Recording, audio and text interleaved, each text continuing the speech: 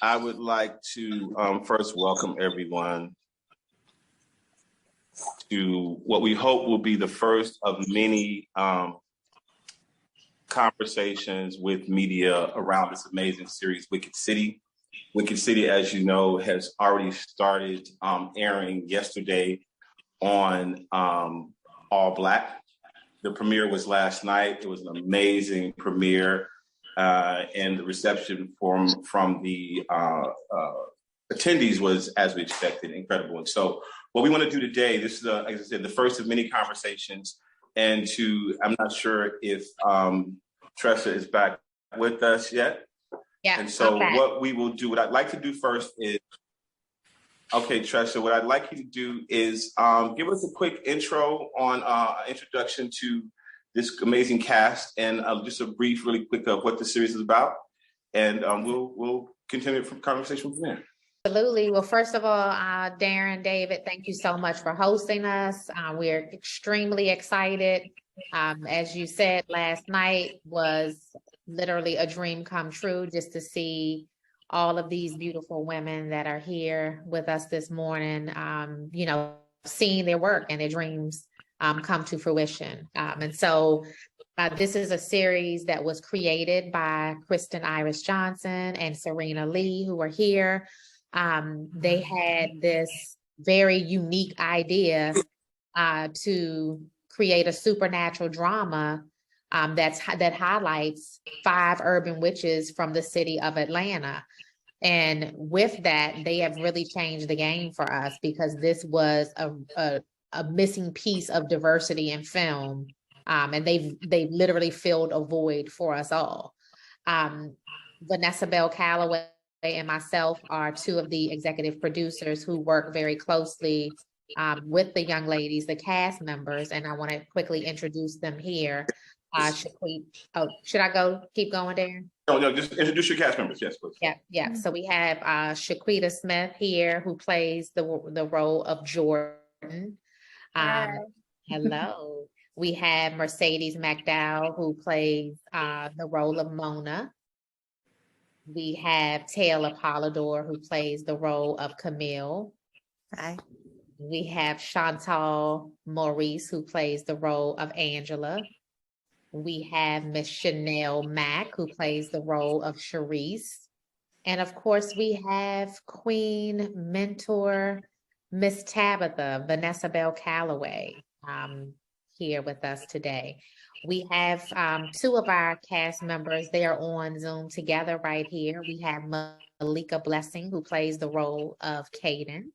And we have Miss Rhonda Mormon, who plays the role of Claudette.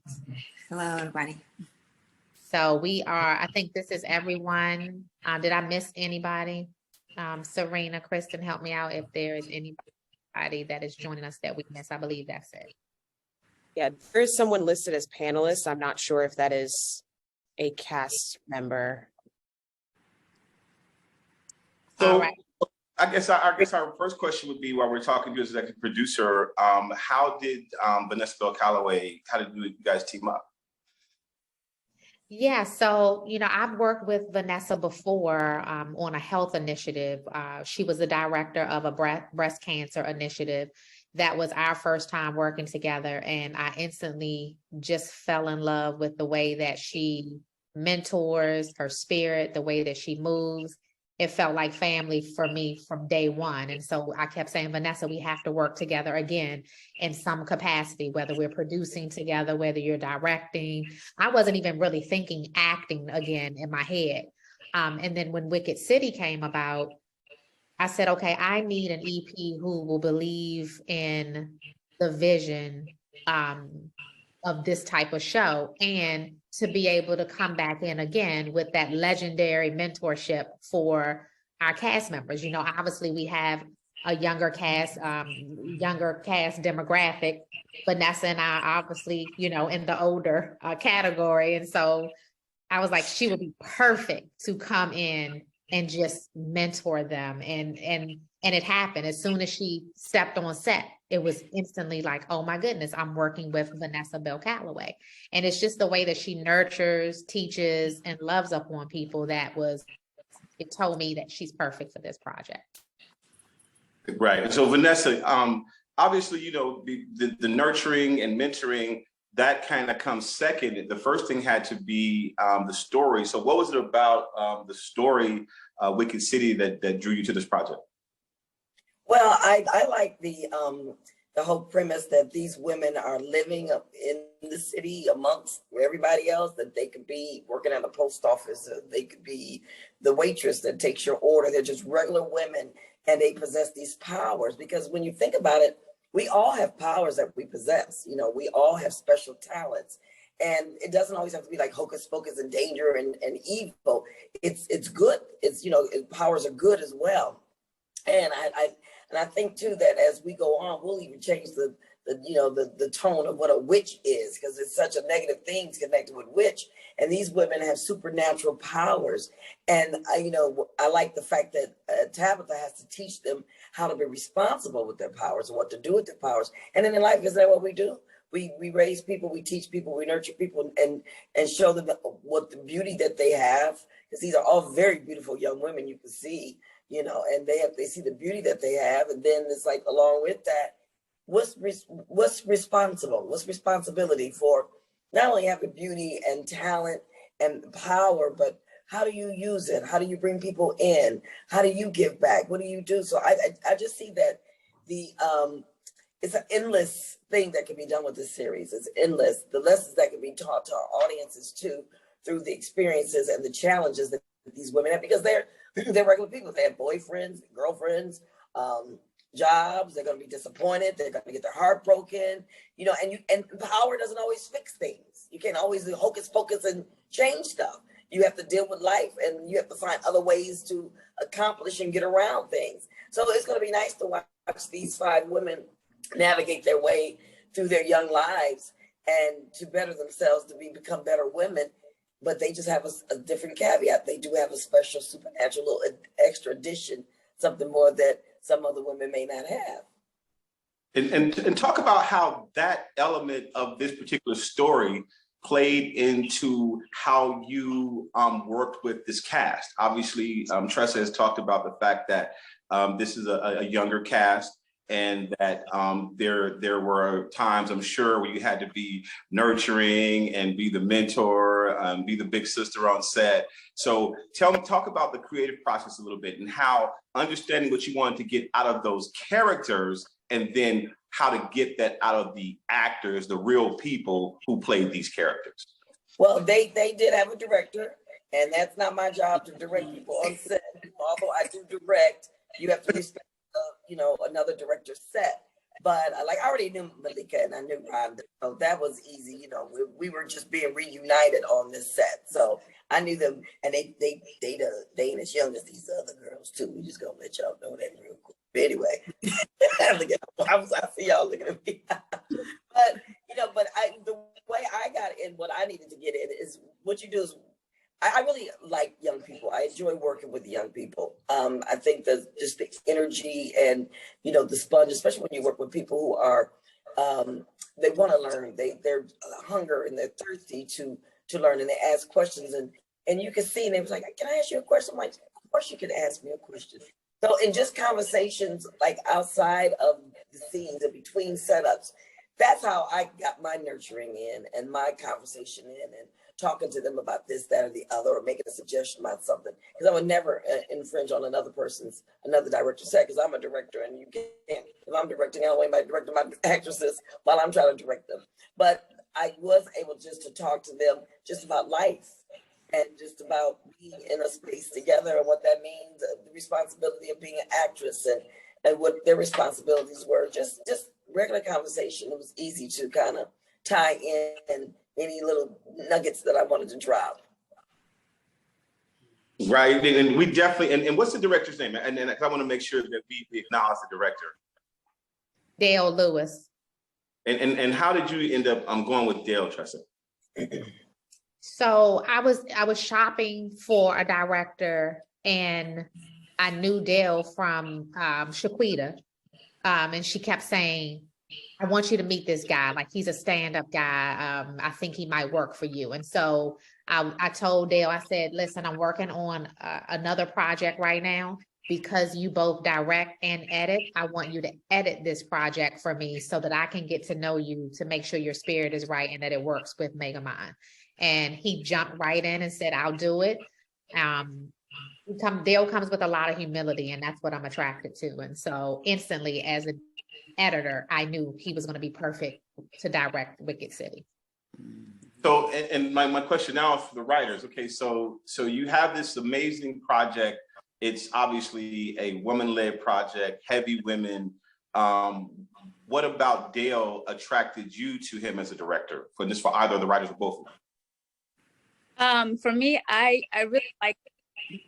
He reached out. He really with us everything that he do, and it was just a very open dialogue with him, and so it made him really to work with. I think he was great.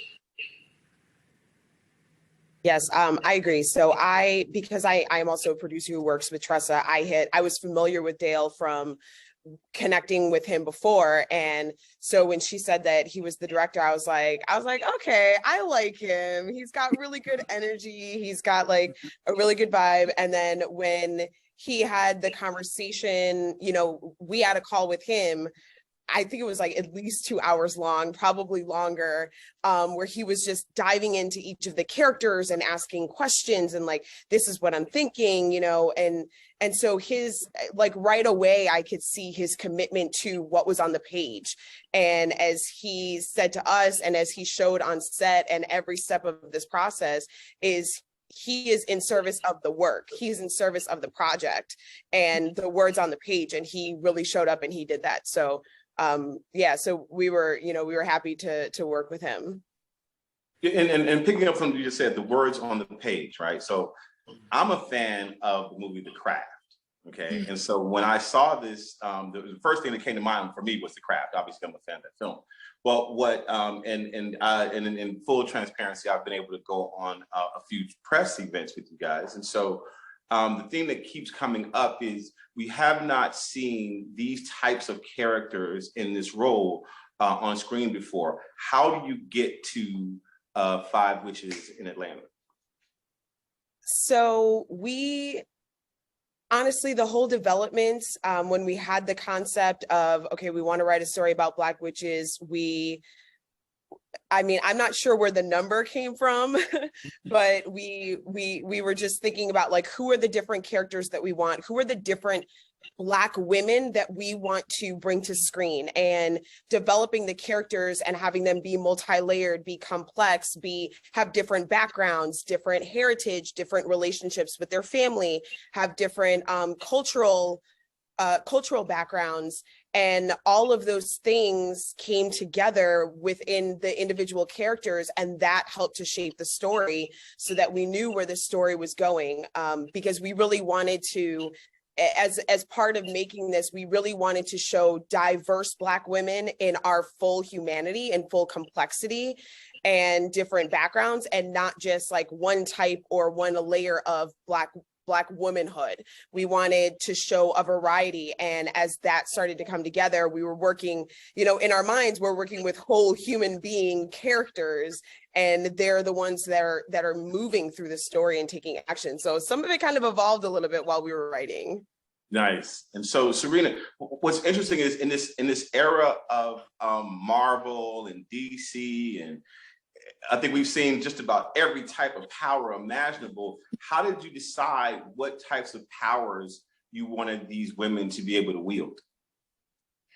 Honestly, it was a lot of research for going through and just trying to figure what suited each character best. Once we developed that character, we were like, okay, now that we know who that person is, what power goes with that person and personality, and that's how we came to decided on who got which power. Okay. So now, I guess this question is for the cast, right? When you were looking at the parts, how did you feel about being a witch and the power that you would have? And that's for anyone can take it, but I want everyone to answer, right? When you saw your character and you realized she was going to have powers, how did you feel about it? And then how did you approach it?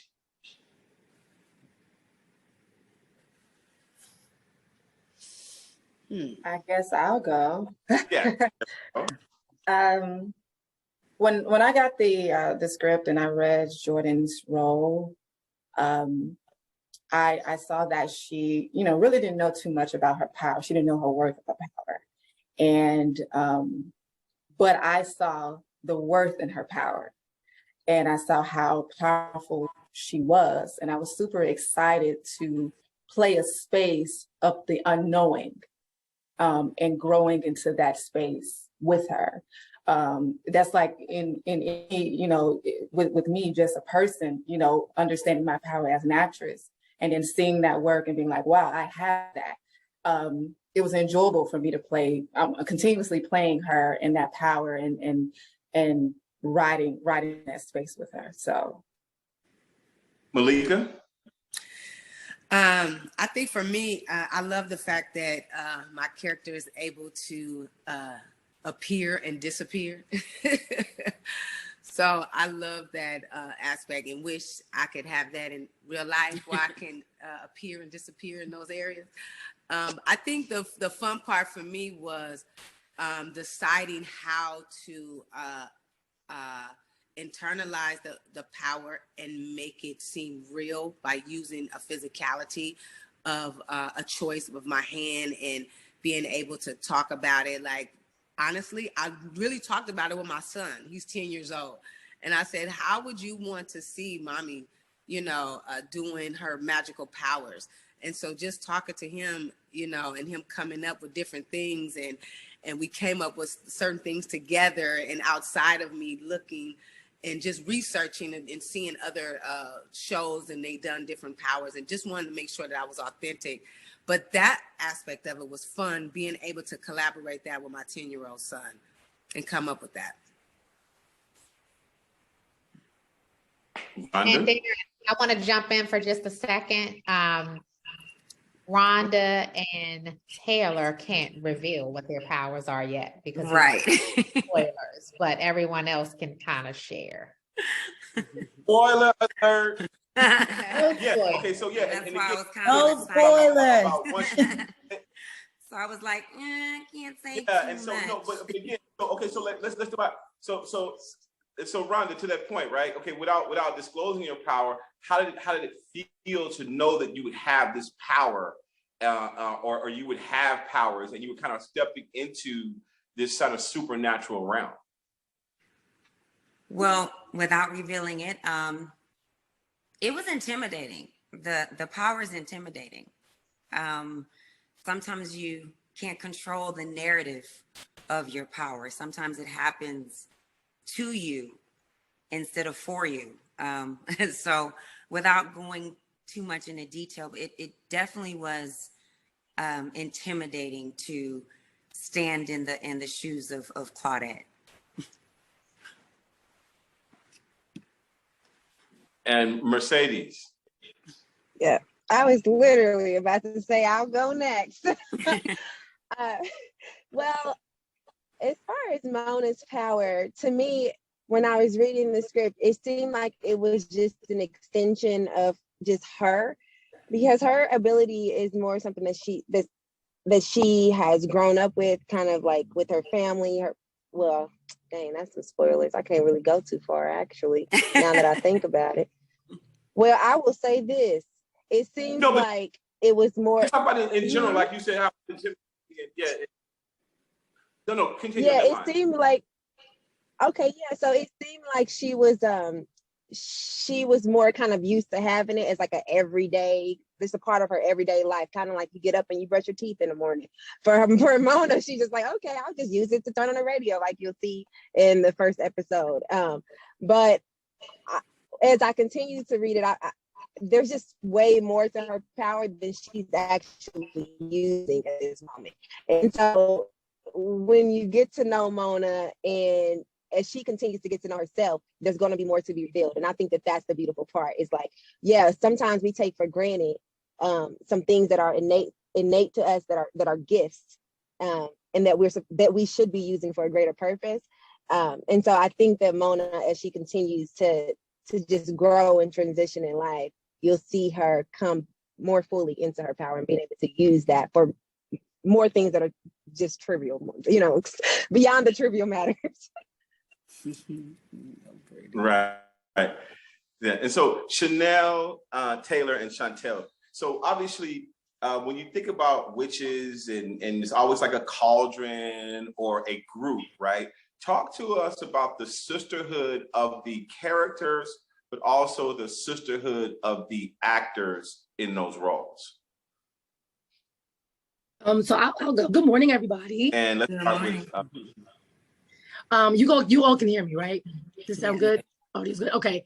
I feel like because these characters, you know, they already had a real sisterhood, we had to bond on set, which was beautiful. Like we immediately kind of came together the first week of us working and kind of created our own sisterhood, which made everything kind of like translate so well on screen. So, you know, honestly, like we're sisters in real life. Like we reach out to each other like we're friends in real life. And I think that it was just like beautiful how nicely it translated. Like we can see it on screen. It looked so good last night. Taylor, how does that connection play into your work? How does have that connection with the actors play into your work? I'll go. I think the connection just made things a whole lot easier. As actors, it's our job to connect, to relate to something, but you know, it makes the job even more fun when you're enjoying yourselves and you're enjoying the people that you're doing it with, and also just the atmosphere and the environment on set with all the wonderful Black women who are in charge, from doing hair, from doing makeup, TRESSA, like, you know, just up to down, everybody there. The environment was really, really special, and I think that translates on the screen too. Like it feels like a family because it is. And Chantel, so the sisterhood element is big in the show. Like, so if I'm going to be watching this, what can I expect to see in the dynamic amongst those women? Yes. So first, it's actually Chantal. Chantal. Yes, thank you. But in reference to our dynamic, I think just piggybacking off of what Taylor and Chanel mentioned, we are a family in real life. I think that it's going to be so beautiful for the audience to see Black women loving on each other. The relationships, I think a lot of times, especially on urban platforms, we see, you know, especially younger Black women maybe fighting with each other or just not really loving and supporting one another. So I think the beauty of this series is that the audience gets to see these are real friends go through real things. But again, because like my castmates have said, because we're a family in real life, that is definitely going to shine and show on screen. So we see in the trailer, for those who haven't seen the first episode yet, we'll try to keep a little bit of mystery there. We see in the trailer that someone dies, right? And then there's a spirit that's brought back. Vanessa, what I'd like to get from you is a sense of how does that dark element and this sisterhood, how does that create the conflict? Like where does that drama come from? Well, because of Jordan's lack of knowledge, and you know, she is she's doing too much, basically. And I already told her to slow up. That's my little protege. That's my little baby that I just can't get to do right. He just has a way of just kind of making everything kind of complicated. But because of her lack of knowledge, they make a big faux pas, you know? They accidentally kill one of their sisters. And although they know that they have no business going into this dark magic to bring, you know, this resurrection, which they know because I've told them this. The backstory is, you know, Tabitha's already told them the do's and don'ts, and this is a definitely don't. But they're willing to chance what they know they should not do, and they know the consequences of what could happen. But because of the sisterhood, you're caught at this between a rock and a hard place. What do? Do we just let our sister lay there dead? Or do we find a way to resurrect and try to fix this problem? We know it's an issue, but we love her so much. We can't just, we're going to take ownership for what we did, but we love her too much to just say, hey, we killed her. Oops, my bad, you know. So that brings in the whole dark mystery. We can't tell you what they conjure up because we don't want to get ahead of the story of what people have seen so far. But they do cause a huge problem, and you'll see that. So I feel like y'all scapegoating Jordan. I feel like y'all gonna throw Jordan under the bus. I'm gonna need Jordan to speak up for herself right now. What's the real deal, Jordan? Talk to us. You know what? You gotta love Jordan or hate Jordan, but no, Jordan loves, right? And she really, to be honest, she just want to be included. She want to be included in this sisterhood that she see, but she should already know, like, she's already accepted, but like, she get her crew, her sisterhood to believe in her wanting this, power, and the beauty of all of them loving her is what drives her throughout this entire story. It's because at the end of the day, like, they believed in her even when she said it a million times. They all came together like, Jordan, okay, we're gonna do this with you. And that's what love was for me. And, even when the situation happened, like, Jordan felt bad because that wasn't even her intent at all. Like, her intentions are very pure.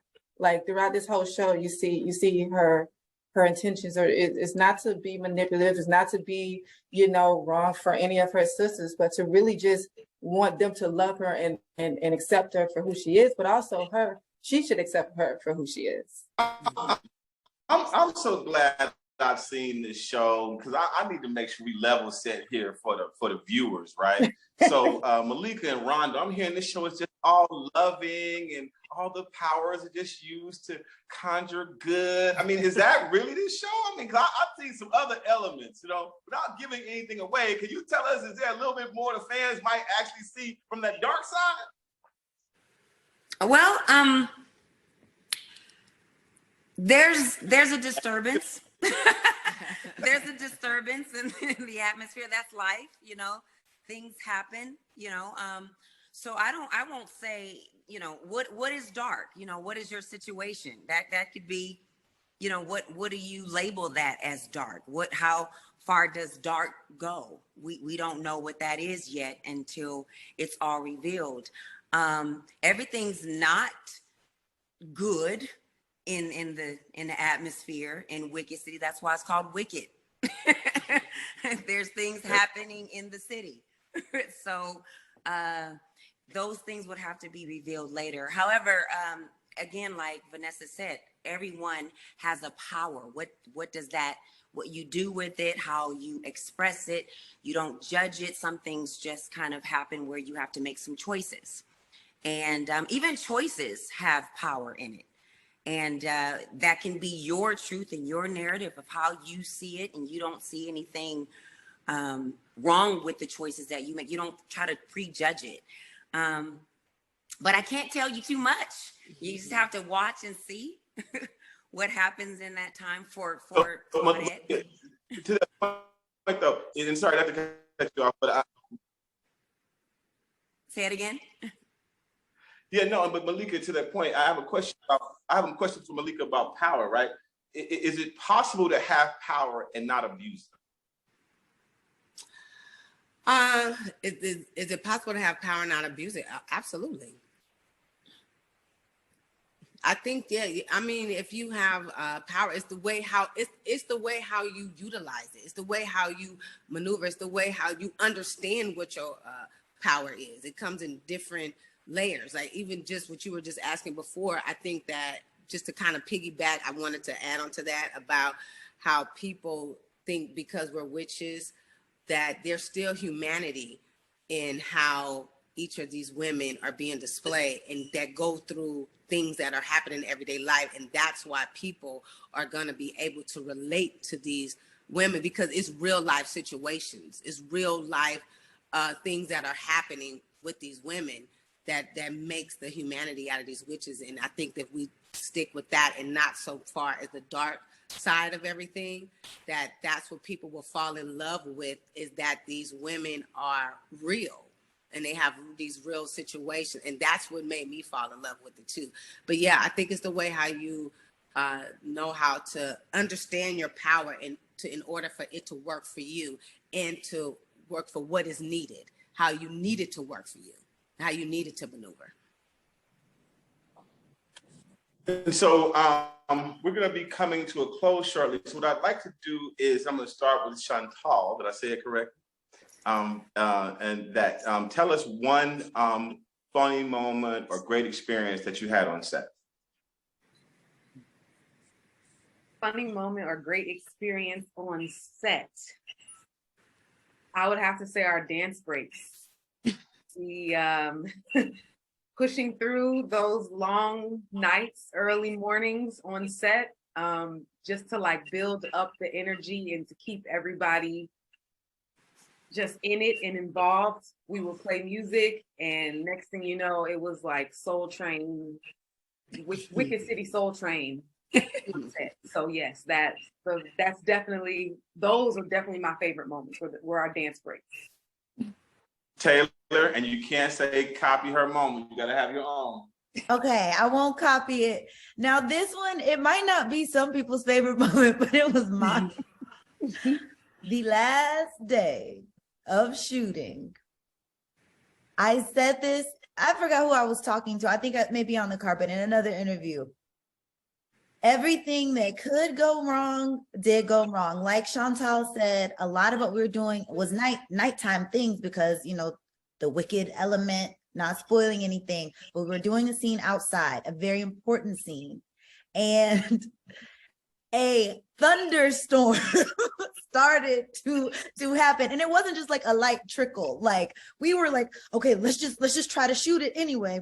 And wind was blowing, rain was coming down, lightning was coming down, and it really felt like we were trying to do a spell. It just wasn't working, and it was so fun.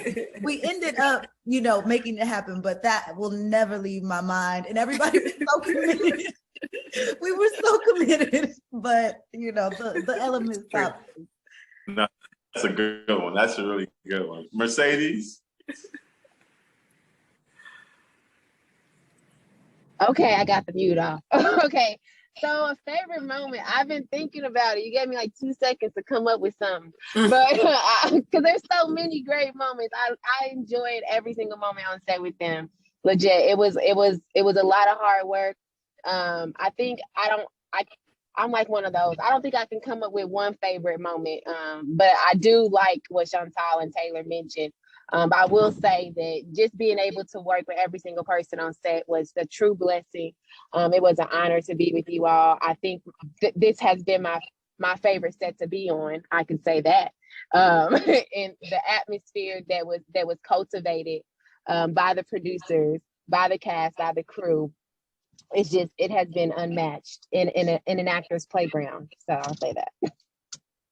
Awesome. Chanel. It's so hard. They took, well, first Chantal and Taylor took the good ones. Yes. Well, we had a lot of fun moments. You know what was always fun? Being in hair and makeup. We always had a blast in hair and makeup, especially me, because they gave me that nice my Rick James or my Betty Page wig. That's what Miss Vanessa called it, the Betty Page wig. But it was fun just being in hair and makeup, you know, even though the director sometimes or our AD would get upset and look for us. But well, I loved being in hair and makeup. We had an amazing time. We would always dance and have fun with them. So that was great. Malika and Rhonda.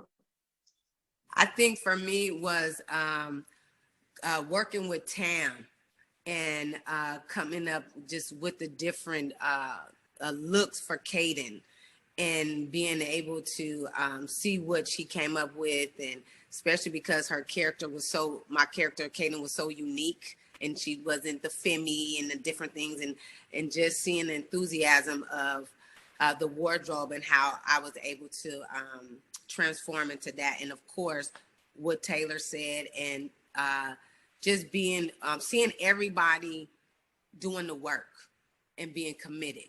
That was another great moments for me. I really look at that and seeing how people are committed to their craft and seeing that and knowing that this is going to be something great.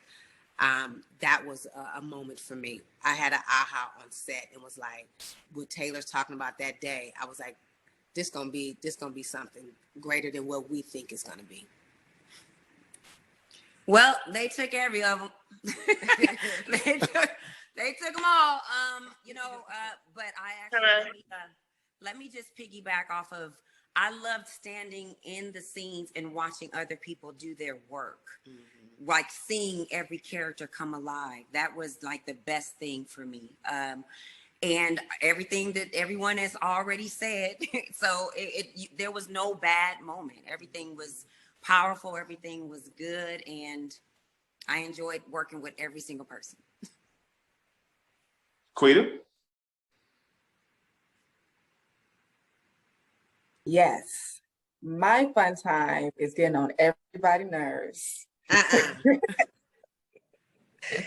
Jordan. So I remember sitting next to Vanessa one time on set, and I was being Jordan outside of the character, and she was like, Lord, I would not be your friend if you were like this. It was like, girl, oh my God. So I would just go around and just be messing around with everybody, and they would be getting up like, I remember Taylor looking at me like, Shaquita, please, okay, bring it down. But I just enjoyed being Jordan and like messing with everybody and getting on everybody's nerves. So it was fun. you in your method actor, you in your Sean Penn space, your Denzel space, huh?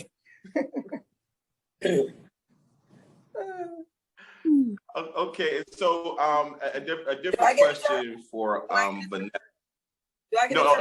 I'm sorry, Vanessa. Right. Yes, as an actor, I was going to come to you as a creative, but as an actor, please share your moment on set. Yeah, I had a couple. First of all, I really enjoyed the moments where we were all, the big scenes where we were all together because the energy was just so great. And like I said, I just really enjoyed working with these beautiful young people. And them two old ones right there too. Y'all ain't gonna be that much younger than me. Come on now. But one of my other favorite parts was, using the magic. I felt like a kid in a candy store. Like when I would, I don't want to tell the future stuff, but when we had to come up with a certain way that we did our thing, our hands or something, when you actually saw some power come out of us. And there was this one scene where I got to really send somebody a flying. And that was fun to see how, they set everything up, the props and just the way, you had to really and you could really feel the power leaving your body, although we didn't see it for real, they'll put all that in post. But that was like, I felt like I was being a kid outside playing when I was doing that. That was fun. That's a good one. And following up on that, as an executive producer, what would you like audiences to take away from this project? Well, I would like them to see the beauty of women projects. I like them to see these beautiful young actresses and the story that has been written, that Serena and Kristen that they've written, and just the power behind having an idea and somebody like TRESSA to help move it forward. Just how all these pieces are put together and how everything happens before we see it on TV. And then the bigger message from this is like, we all have a power. We all have a superpower. And it's how you use it. It's how we do with it, good, bad, or indifferent, because we learn from our powers because we make mistakes using our powers. That's what was it, Rhonda just said, even, a decision is a power. A choice is a power. And it's how you choose and what you choose to do with what you've chosen to do. So I think that this is going to be a show that a lot of great messages, great stories can be told, and they will resonate with some people in some way and some in others. But because of the choice of owning who you are, which all these women are owning who they are, they're owning their powers, and they have to take ownership for when they make mistakes and learn and teach each other. It's going to be, the stories are endless. So I'm sure Serena and Kristen, their little heads are just a spinning. Yeah, and Serena and Kristen, stories together, girls. Serena, to that point, right? Story. You wrote these words. You've written these characters. What do you want fans to take away right? What do you want? Obviously, we've heard what Vanessa said, but from the writers, I'd love to hear your perspective of what you hope audiences will take away from what you've created. Wow, Serena, do you want to start? There's a couple things. One of the things I want people to take away is that witchcraft and witches and things like that is not evil. It's not an evil, demonic, satanic thing. It's just an extra additive of who we are, you know, and that just like Vanessa said, like we all have that. Like intuition to me is a power, you know, to be able to, you know, recognize something in someone. So I just want people to understand that we all carry that, and that Black is beautiful, and women and Black people love supernatural thrillers, and that we should be shown more in these types of projects. For me, I completely agree with Serena. I second everything that she said. I would like for viewers to be able to see themselves on screen, to be able to see themselves or their friend or their sister or their mom or whoever in the characters that we, you know, that everybody here has created in this show. And I would really love for this show to inspire other writers, other creators to be like, yes, I can do it. Because, you know, we looked at Insecure, we looked at Lovecraft Country, we looked at Black Panther, and we were like, we can do this. Like it's changing, and we are standing on the shoulders of giants before us, and we want other people to stand on our shoulders and to pave the way for more stories like this, more stories that center Black women, Black people, Black community, and are not having to you know, change it to make it more palatable for the mainstream. We want people to be able to create what they really want to see, and to actually see that out in the world. And so, Tressa, I'm going to give you the last word. But before that, I've been taking some questions and kind of filtering them in. We do have a few questions that have come in. So if you are a member of the press, you can tap the Q&A and drop a question in the comments. And this is from Naisha Stone. And this would be for anyone in the cast. How does it feel to be in your position as a Black woman who are filling a gap, specifically when it comes to bringing diversity and Blackness to TV series? I think that might be actually a good question for you, Tressa. How does it feel to be in your position as a Black woman to kind of step in and create these opportunities, not only for your cast, but also for our community to be able to experience these things? Yeah, it makes me feel really good. You know, as a filmmaker, a lot of times projects will cross your desk and you'll kind of say, do I really want to be involved in this? And so I've always looked for projects of purpose.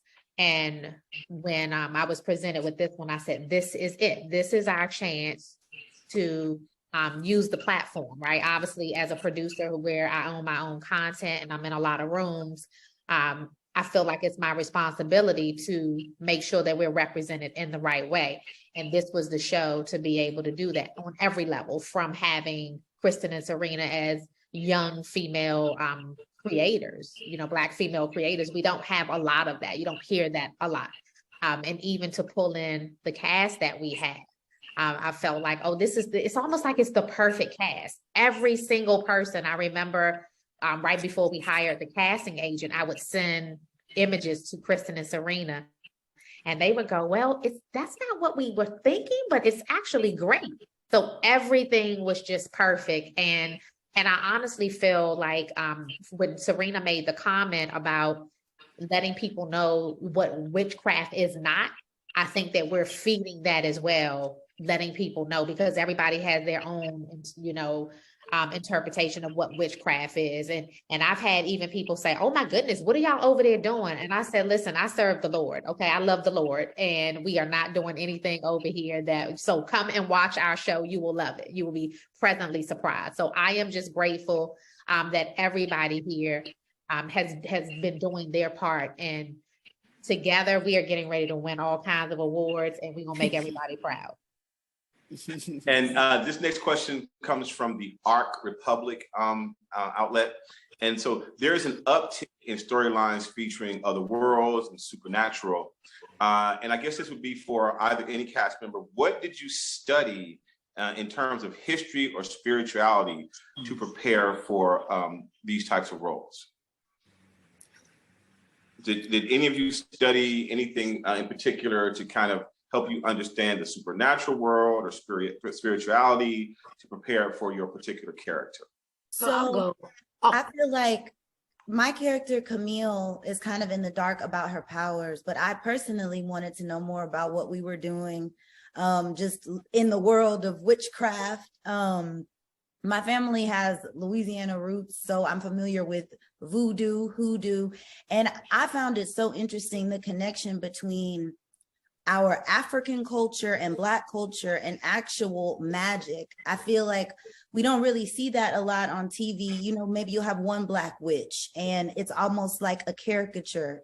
And that's something that learning more about African culture and voodoo and hoodoo, and that we really are magical people and more so spiritual. I think that the connection between Black witchcraft really isn't as far-fetched as, you know, we might think.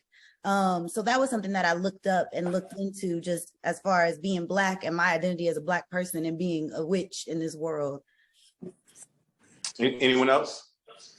We actually, so like right before we started filming, Shaquita had like an amazing idea for us to actually like reach out to witches and like have conversations with them.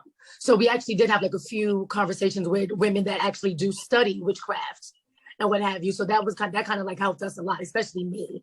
And also one thing that I did, well, I'm from the Bronx. So one thing about the Bronx, there's a lot of like botanicas, or more so like the Latin, I guess, witchcraft. So I kind of like tapped in with them and had a lot of conversations with the local botanica store owners, and, you know, kind of just like bounced ideas, like, what do you think of this? And kind of, you know, and Google is always your best friend. So I was able to like ask them questions from what I Googled, and like Taylor said, there's so many similarities, you know, between all of the cultures with voodoo and hoodoo and what have you. So that kind of like, you know, Google is your best friend. I always say that. And I'd like to add something too. My grandmother is from Haiti, so I personally believe that she herself has plant magic. I've watched so many things, just even her backyard and what she grows and how she's able to make different herbs and medicines, if you will. So, and I have studied African spirituality. I'm familiar with, you know, Haitian spirituality, what people would call voodoo. So even prior to this role, I've always been interested in studying different types of spirituality, specifically African rooted spirituality. So for me, since my character has plant magic, it just felt almost like home, because, you know, if you look in my cabinet, I mean, I've got a herb for anything. Like something's wrong, I'm pretty sure I can whip up something to help you out. So for me, I think that it was just in alignment just with, you know, my cultural background and different things that I studied specifically for my character for Angela. And the last, go ahead, sorry. Yes, because I'm a method actor and I wanted to make sure that Jordan knew everything, all things. I studied a lot. I mean, the cats will tell you, I would send like messages in the group message, be like, hey, guess what I saw? Guess what I learned? It was like, she's so Jordan. I spoke with, you know, like we said, witches. I read the books. I actually went to an actual practice. I sometimes did like tarot card readings and just different variety of things just to understand, you know, how much I wanted Jordan to be. Like, I wanted to be very authentic and understand everything about how she's a good teacher. And I wanted to be a good teacher as well, of understanding what I'm walking into. And so it was a beautiful, beautiful journey to allow me to be, you know, playing Jordan with the teachings that I learned prior. Real quick, I just wanted to add, I'll be super quick though. But okay, but well, I didn't know. You said you were trying to rap. So I'll just say that at this perspective, just as a believer, for me, I needed to do research because it was like wrestling with my own spiritual practices and then witchcraft and seeing where those two overlap and where the correlation is. That was very important for me, especially for even people who are who are in my immediate circles who might have an issue with me choosing to accept a role like this, but I have no conviction about it. I feel I stand 10 toes down on the decision. But it did take me back to just my experiences as a world traveler. So I've done mission projects in East Asia, and I spent a month in Ghana on a mission project. And when I was there, especially in Ghana, I was visiting different villages, and I was able to see firsthand the different spiritual practices that come from just our people, and being enlightened in that way. It was a beautiful experience, and you can't say that one person's, I believe one person, you can't say one person's spiritual practice is invalid just because it doesn't line up with what you think is right or wrong. And so for me, it was very important to experience people's different ideas of how they connect with God, and to celebrate that. And so in this role, with witchcraft in particular, I just think it has a negative connotation, but being powerful and having a gift, that goes throughout different types of spiritualities. So yeah, that's it. No, thank you for that. I just want to. Can I just piggyback off of what what Mercedes just said as well? That was actually where I wanted to go with that. For me, there was no witchcraft. You know, they say you could test the spirit by the spirit, right? That's also in the Word of God. So for me, I could not pull from without giving things away. I could not pull from a place of witchcraft or something evil in my position as playing that role of Claudette. I had to actually go into prayer. And there was couldn't pull that, okay, let me pull evil. I couldn't do that. And it was a self-discovery for me. I had to find a way, my why, what was driving her in the decisions without giving so much away. And as well as I said earlier, it was a challenge being in that role, being in the role of Claudette, because there was a lot of hard decisions. And I want to also piggyback also for what she said as well. My family struggled with me making a decision to take on this role because of my own spirituality. And they're going to have to see it as it unfolds, and they have to trust that God was making the right decision for me in this moment and in this role. I'm adding to it because of my own life that was able to contribute to what you'll see later on with Claudette. So for me, it was prayer. It wasn't witchcraft. No, thank you for that. And what's so interesting is that that sparked a flurry of questions. And so what I'm going to do is I want to kick this to you, Vanessa, because obviously I know that you and your followers and fans will know that you have an annual thing you do, an annual witch thing that you do. And I would love to give you the last word on the framing of witches and how this will, you hope, reframe what people understand about the term or word witches. I used to do, I haven't done it since for several years now, but every Halloween, I used to do a witch's coven. It started out because the kids were trick-or-treating and all my friends would get together with the kids and they would trick-or-treat. And then we would wear witches hats because it was the easiest costume that, women could wear while you're, and I cook all this tacos and food. And then, so then we started doing, like everybody would wear a hat. Then we started doing contests for the best hat. And then the funny part is the kids graduated, everybody went off to college, and we were still getting together on Halloween, doing our witches coven, having our party. And that was just fun, it was just a fun thing to do. But I think what everybody's touched on, what I said earlier, is I really hope that in this, that we find a different connotation for the word witch. And that's something that I believe that Christian and Serena would be able to pull out in their stories, because these are human people, and you get to humanize. Because you think of that caricature of the witch on the broom with the hat and the ugly nose and doing that type of stuff. And that's not who these women are. These are beautiful living beings who are living amongst other people in the world, and they have a life. And I think that what will be done in this telling of these stories is we'll we will see the dark side, because there's a dark side to life. There's pain. We all go through pain. We all have to readjust and take a hard look at ourselves and fix the things that we don't like about ourselves. So that is a dark side. But I really believe that these women will, in their writings, will show the human side of a person. Now, the name may be a witch because that's an old name associated with somebody who has spiritual powers or the supernatural, however you want to look at that. But I think that we could just tell stories that humanizes these women, and maybe, who knows, we might even come up with a different name for them. We'll see. Maybe they won't be witches all forever. And following up on that, our last question comes from Noir Online. It is for you, Vanessa.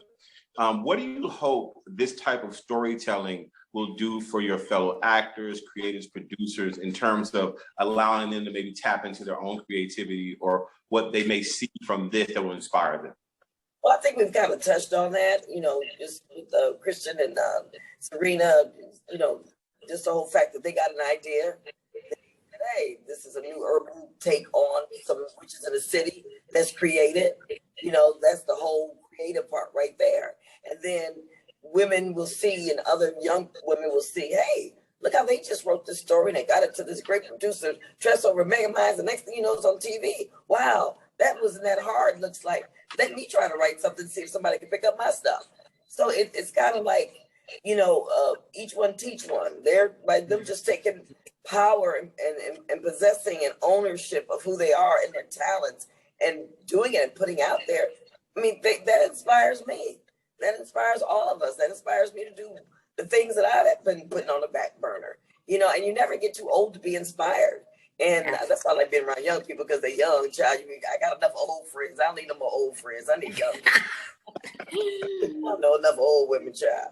But but I think that's what we'll all get out of it. We'll get so much out of it. And I just would really love to watch all these women blossom. Some person was asked last night, I can't remember what it was, but I remember my immediate thought was, it hasn't happened for me yet. I see it in the making. It's going to happen. I really see the vision of this where it's going to be. Not to say that what we've done isn't great already, but we just scratched the surface these first 6 episodes. We just barely scratched the surface. There's so much more to be put in. And now that we know we've got a temperature for it and a template, and we know what we can do, oh, baby, just watch. Just watch what's about to happen, because this thing, and it's ours. It belongs to, TRESSA and Serena and Christian, but it also belongs to all of us. And we get to help mold it and make it into what we all collectively see and want it to be and go. So it's a beautiful thing. It's a win-win. And on that note, I'm going to give TRESSA the last word. TRESSA, what do people need to do to see this amazing show? Yes, so they can watch in 2 different ways. First, to subscribe to All Black. It is exclusively on the All Black platform. You can also watch the show via Amazon Prime. If you go in that way, people can watch the show as well. Also, I'll just note, yesterday, I noticed a couple of people saying that they didn't think that they were able to bring it up. We've confirmed all platforms this morning, and everybody is able to watch it. So we want everyone, tell your family, friends, neighbors, post like crazy, share every single thing that you can do to make sure people are aware of this show. This is something that is so unique. It has not been happening for, the Black community. So we got to support and really make it happen. So I'm extremely proud of every single person here. I do want to just jump back in earlier, Darren, when you were asking about moments on set. Taylor mentioned a scene at the end when it was raining. And I think it's really just important for me to just end with this. That was the same day, I was going to say same night as our rap night, but we rapped at like 8 a.m. in the morning. These women refuse to stop when it was raining. I mean, it was raining to the point for me, it was now like liability. I'm like, oh, no. You know, they're like my babies. They're like, you know, I have a 25-year-old daughter. So the majority of the cast, you know, they're around that age. So I was like, oh no, shut it down, get them in here, get them dry. You know, I just went into mommy mode, and they refused to come in. That it number one, it told me about their work ethics. They would not stop. And then, you know, we wrapped several hours later, and to watch all of their testimonies about, you know, what this project meant to them.